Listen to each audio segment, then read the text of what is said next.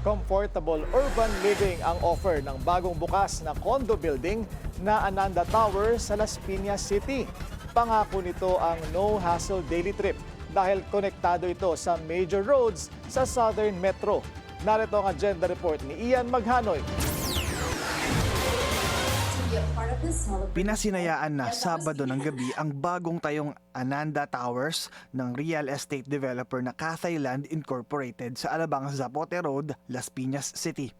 Pinangunahan ni Cathay Land Incorporated President Jeffrey Nang ang unveiling ng Ananda Towers kasama si Las Piñas City Mayor April Aguilar.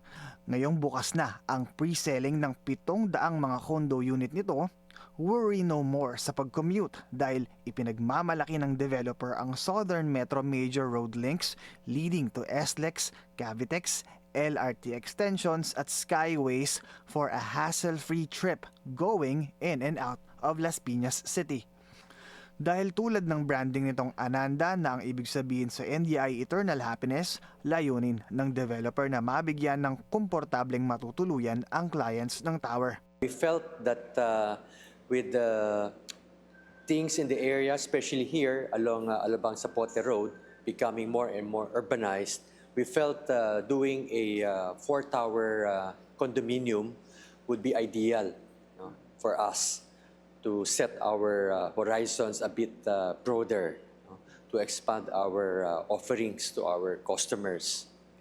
That is why 7 years ago, we started purchasing this property, and we have already turned over the bulk of the units in Ananda Square A. Bukod sa relaxing place for swimming, may studying area din for students at reception area for visitors. Sa susunod na taon naman ay inaasahan ang pagbubukas ng 3 pang Ananda Towers na may tig-700 units din. Nasa 4 to 5 million pesos ang kada unit na inaasahang papatok sa mga fur parent dahil pet-friendly ito. It's composed of a studio which is sized at 24 square meter and 1-bedroom units at 32.63 square meters. Inaasahang sa susunod na 10 taon ay tatauhin ang Ananda Towers na mga business sa southernmost tip ng Metro Manila, kabilang na ang mga malapit sa economic zones ng Cavite at Laguna. Ang unveiling ng Ananda Towers ay isinabay sa selebrasyon ng 31st anniversary ng Cathay Land Incorporated.